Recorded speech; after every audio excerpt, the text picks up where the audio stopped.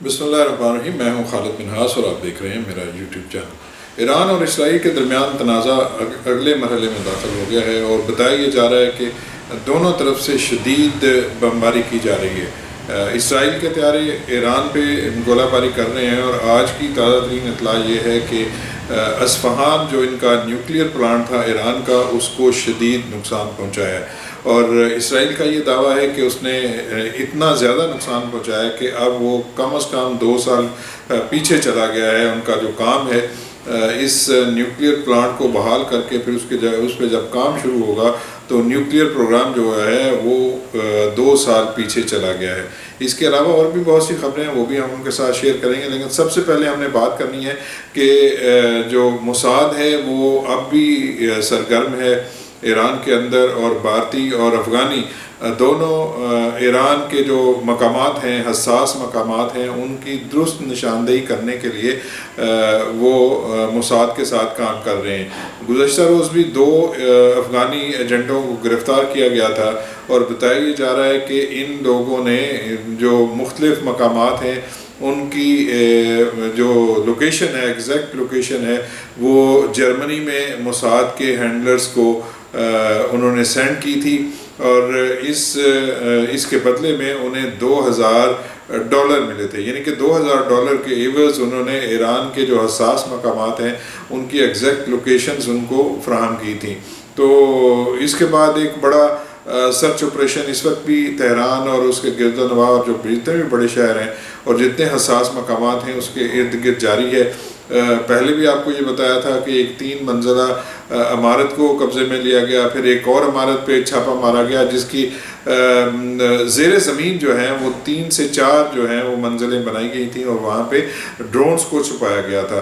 تو یہ سارا کام موساد جو ہے وہ اکیلے نہیں کر رہی ہے، ایران جو موساد ہے اور جو انڈیا کی راہ ہے وہ دونوں مل کے ایران کے اندر یہ ساری کی ساری کارروائیاں کر رہی ہیں، اور آہستہ آہستہ ایرانیوں کو بھی سمجھ آنا شروع ہو گئی ہے کہ وہ بھارت کے ساتھ وہ بہت زیادہ تعلقات انہوں نے استوار کیے تھے، اور بھارتی بڑی تعداد میں ایران کے اندر آ رہے تھے، اور اس کا نتیجہ یہ نکلا ہے کہ آج ایران جو ہے وہ اندر سے جو ہے اس کو کھوکھلا کرنے کے لیے موساد کا جو منصوبہ تھا اس میں افغان بھی شامل ہیں اور اس میں بھارتی بھی شامل ہے۔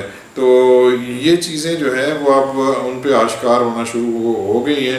یہ اطلاعات بھی آئی ہیں کہ چاہ بہار جو ان کی پورٹ ہے جس کا انتظام 10 سال کے لیے ایران نے ایک بھارتی کمپنی کو دیا تھا، اس سے چاہ بہار پورٹ واپس لینے کے لیے بھی سوچ بچار کی جا رہی ہے، اور اس معاہدے میں ایسی شقیں موجود ہیں کہ اگر یہ کمپنی ایران کی سلامتی کے خلاف کوئی کام کرے گی تو اس کا کانٹریکٹ کینسل کر دیا جائے گا۔ تو اس کے کانٹریکٹ کی کینسلیشن کے حوالے سے بھی بہت اہم مقامات پہ گفتگو جاری ہے، اور اگر یہ کینسل ہوتا ہے تو کیا یہ چاہ بہار پورٹ کا جو خلا ہے، جو بھارتی جب وہاں سے نکلیں گے تو خیال یہ کیا جا رہا ہے کہ اس کا انتظام ہو سکتا ہے کہ چین کی کسی کمپنی کو دے دیا جائے۔ ایک اور بات سمجھنے کی لائق ہے جو میں آپ کے ساتھ گوش گزار کرنا چاہتا تھا، وہ یہ ہے کہ جیسے ہی امریکہ افغانستان سے نکلا ہے، یہاں سے بڑی تعداد میں امریکیوں نے، برطانیہ نے، جرمنی نے اور ان کے جتنے اتحادی ہیں انہوں نے اپنے اپنے حصے کا کوٹا جو ہے وہ لیا، اور بڑی تعداد میں افغانوں کو اپنے ہاں آباد کیا ہے۔ دوسری طرف ہم یہ دیکھ رہے ہیں کہ وہاں پہ جو تارکین وطن ہیں، جو وہاں پہ موجود لوگ ہیں، ان کو یہ حکومتیں باہر نکال رہی ہیں، اور افغانیوں کو یہ حکومتیں جو ہیں وہ اپنے ہاں خصوصی پیکج کے تحت ان لوگوں کو وہ اکاموڈیٹ کر رہی ہیں، ان کو شہریت دے رہی ہیں، ان کو خصوصی ویزے دیے جا رہے ہیں اور ویزے جاری کر رہے ہیں۔ اب بھی 30 سے 40 ہزار افراد جو ہیں وہ پاکستان کے اندر موجود ہیں جو مختلف ممالک میں اپنے ویزوں کے حصول کے لیے وہ جو ہیں وہ کام کر رہے ہیں، اور ان لوگوں نے بھی باہر جانا ہے۔ صرف امریکہ نے 2 لاکھ جو ہیں افغان ہیں ان لوگوں کو اپنے ہاں بسایا ہے۔ تو یہ کیا ہیومیٹیرین ایڈ ہے؟ ہیومیٹیرین ایڈ ہوتی تو ہیومیٹیرین مسائل ہوتے تو غزہ میں جو انسانی المیہ جنم لیا ہے، پھر ان ممالک کو وہاں کے لوگوں کو بھی اکاموڈیٹ کرنا چاہیے تھا، پھر وہاں پہ بھی ان کی انسانیت جاننی چاہیے تھی، لیکن ایسا نہیں ہے۔ یہ جو 2 لاکھ بندے امریکہ گئے ہیں، پھر کچھ برطانیہ گئے ہیں، اور اس طرح جرمنی ہے، آسٹریلیا ہے، اور قطر ہے، UAE، ہر جگہ پہ یہ گئے ہیں. تو یہ لوگ جو ہیں یہ افغان حکومت کے لیے نہیں بلکہ امریکی حکومت اور امریکی افواج اور اتحادی جو ہیں ان کے ساتھ مل کے کام کرتے رہے ہیں، یعنی کہ یہ ایک طرح سے ان کی ایجنٹی کرتے رہے ہیں. تو جب یہ لوگ وہاں پہ پہنچیں گے اور ان کو شہریت ملے گی یا ان کو اسپیشل سٹیٹس ملے گا، تو ان لوگوں سے آپ جو مرضی کام کروا لیں، پھر ان کو آپ پاکستان بھیج دیں، پھر ان لوگوں کو آپ ایران بھیج دیں، ان لوگوں کو آپ UAE بھیج دیں، جہاں مرضی بھیج دیں، تو یہ تو ان کے لیے کام کریں گے، کیونکہ یہ لوگ ان لوگوں کو خصوصی طور پہ وہ لے کے گئے ہیں. اور ان لوگوں نے یہ کہا تھا کہ ہمیں، چونکہ ہم ان کے ساتھ کام کرتے رہے ہیں اتحادی افواج کے ساتھ، تو اس لیے ہمیں طالبان حکومت سے خطرہ ہے. تو یہ لوگ خصوصی طیاروں کے ذریعے گئے ہیں، خصوصی فلائٹس ہوئی ہیں. تو ان لوگوں کو اب استعمال کیا جائے گا. وہ پاکستان ہو سکتا ہے، وہ UAE ہو سکتا ہے، وہ سعودی عرب ہو سکتا ہے، وہ ایران ہو سکتا ہے، وہ ترکی ہو سکتا ہے، کسی بھی جگہ پہ ان لوگوں کو استعمال کیا جا سکتا ہے. اور اس کی ایک بڑی وجہ یہ بھی ہے کہ پاکستان میں بھی یہ جو افغان ہیں وہ آ جا سکتے ہیں، ایران میں بھی آ جا سکتے ہیں. اسی طرح سینٹرل ایشیا ہے، فارسی زبان بھی ان کو آتی ہے اور پشتو بھی آتی ہے. تو یہ چیزیں جو ہیں وہ اب خطے کے جو دوسرے عوام ہیں ان کو یہ چیزیں دیکھنی ہیں کہ یہ 2-4 لاکھ لوگ افغان جو جن کے خلاف وہ جنگ لڑ رہے تھے، جن کے ساتھ یہ ساری چیزیں ہو رہی تھیں، ان کو اٹھا کے وہ اپنے ساتھ لے گئے ہیں. تو یہ کس مقصد کے لیے لے کے گئے ہیں، یہ ذرا سمجھنے کی چیزیں ہیں. اور جیسے میں نے کہا کہ ایران کے اندر ایک بڑا نیٹ ورک سامنے آیا ہے، تو ظاہر ہے موساد کام کر رہی ہے، پیسے دے رہی ہے، اسی طرح را کام کر رہی ہے، وہ پیسے دے رہی ہے. تو اس سے اب جو ہے وہ ایران کے لیے تو مسائل پیدا ہوں گے، لیکن یہ بات بھی یاد رکھیے کہ UAE میں کوئی 30-40 لاکھ بھارتی وہاں پہ موجود ہیں، اسی طرح قطر میں ہیں، اسی طرح کویت میں ہیں، اسی طرح سعودی عرب میں موجود ہیں. تو کیا وہ اسرائیل کی جاسوسی نہیں کر رہے ہوں گے؟ کیا اس بات سے انکار کیا جا سکتا ہے کہ قطر میں جو نیول آفیسرز ان کے تھے اپنا بھارت کے، ان کو اسرائیل کے لیے جاسوسی کرنے کے الزام میں گرفتار کیا گیا، ان کو سزائے موت دی گئی، اور پھر نریندر مودی کی مداخلت پہ ان کو رہا کیا گیا. تو جب یہ قطر کے جو پروگرام ہے اس کے لیے جاسوسی کر سکتے ہیں، تو دوسرے جو ممالک کے خطے میں ان کے لیے جاسوسی نہیں کر سکتے؟ بالکل کریں گے. تو اگر آپ کو سمجھ اس وقت آنی ہے جب پلوں کے نیچے سے پانی گزر جائے گا، تو پھر تو کوئی فائدہ نہیں ہے. اچھا جی، خبریں جو ہیں وہ میں آپ کے ساتھ شیئر کروں، پھر آپ سے اجازت لیتے ہیں. 2 امریکی B-2 بمبار طیارے امریکہ میں اپنے اڈوں سے بحر الکاہل میں نیول بیس کے لیے روانہ ہو گئے ہیں. B-2 وہ واحد طیارے ہیں جو 30,000 پاؤنڈ وزنی بنکر بسٹر بم لے جانے کی صلاحیت رکھتے ہیں. اسرائیل کا اندازہ ہے کہ یہ طیارے ایران کی زیر زمین جوہری تنصیب فردو کو تباہ کر سکتے ہیں.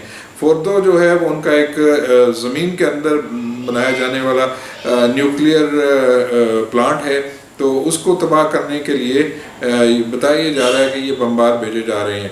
برطانوی اخبار دی ٹیلی گراف کی رپورٹ کے مطابق فلائٹ ٹریکنگ ڈیٹا سے ظاہر ہوتا ہے کہ 2 سے 4 امریکی B-2 بمبار طیارے اپنے میزوری سے واقع اڈے سے روانہ ہو چکے ہیں.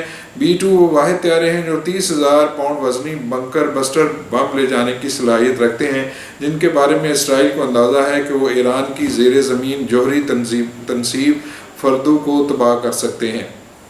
تبریز میں پاسداران انقلاب کے 4 اہلکار قوم ایرانی جوہری سائنسدان شہید ہوئے ہیں. اسرائیل کی تربیتی مرکز پر بمباری میں پاسداران انقلاب کے اہلکار شہید ہوئے ہیں. ڈاکٹر سید اسار طباطبائی کو قوم میں اہلیہ کے ہمراہ گزشتہ ہفتے ٹارگٹ حملے میں گھر میں شہید کیا گیا. ایک یہ خبر ہے جی. اس کے ساتھ ساتھ یہ ایک خبر یہ آئی ہے کہ جی ایران کی جانب سے جو تازہ میزائل جو ہیں وہ داغنے کا سلسلہ جاری ہے، اور ایسے میزائل سامنے آ رہے ہیں کہ عقل دنگ رہ جاتی ہے. تو بعض دفعہ تو یہ سوچنا تھا کہ ہر روز ایک نیا میزائل جو ہے وہ ایران فائر کر رہا ہے، اور حالات یہ آ گئے ہیں کہ جو ایکوریسی ہے وہ بھی بڑھتی جا رہی ہے، اور دوسری طرف جو اسرائیل کا دفاعی نظام ہے وہ ناکارہ ہوتا جا رہا ہے. اور اب جو تفصیلات سامنے آئی ہیں اس کے مطابق اسرائیل کی جانب سے ایرانی میزائل روکنے کی شرح 90 سے کم ہو کر 65% پر آ گئی ہے. اور اگر یہی سلسلہ جاری رہا تو یہ شرح مزید کم ہو جائے گی۔ ایران کے پاس اب بھی ایسے میزائل ذخائر موجود ہیں جو طویل مدت تک جوابی حملوں کے لیے کافی ہو سکتے ہیں۔ سابق اسرائیلی انٹیلیجنس کے اہلکار نے اس بات کا دعویٰ کیا ہے۔ تو یہ چیزیں جو ہیں وہ ہو رہی ہیں، اور ایران جو ہے وہ ڈٹا ہوا ہے۔ اس نے کہا کہ کسی بھی طور پہ وہ جھکنے کے لیے تیار نہیں ہے، اور وہاں پہ جو آپ لوگ کر رہے ہیں کہ ایک نئی حکومت لائی جائے، اس حکومت کو گرا کے اور رضا پہلوی کے صاحبزادے کو وہاں پہ انسٹال کرنے کا جو منصوبہ ہے وہ فی الحال تو ہوتا ہوا نظر نہیں آ رہا، کیونکہ ایرانی عوام اب بھی جو ہے وہ ان کے ساتھ کھڑی ہیں۔ بڑے بڑے مظاہرے ہو رہے ہیں، اور عوام جو ہے وہ ڈری ہوئی نہیں ہے، وہ سہمی ہوئی نہیں ہے، وہ بلکہ ڈٹ کے مقابلہ کرنے کے لیے اسرائیل کا تیار ہے۔ اور اسرائیل کا جتنا برا حال ہو رہا ہے، اگر یہ جنگ مزید 1-2 ہفتہ جاری رہی اور ان کی جو دفاعی صلاحیت ہے روکنے کی، میزائل روکنے کی، اس میں اگر مزید کمی آتی گئی تو ایران جو ہے وہ اس کا تہس نہس کر سکتا ہے۔ یہ تھی آج کی گفتگو۔ ملیں گے نئے ولاگ میں، اس وقت تک کے لیے مجھے اجازت دیجیے۔ اپنا بہت سا خیال رکھیے۔ اللہ حافظ۔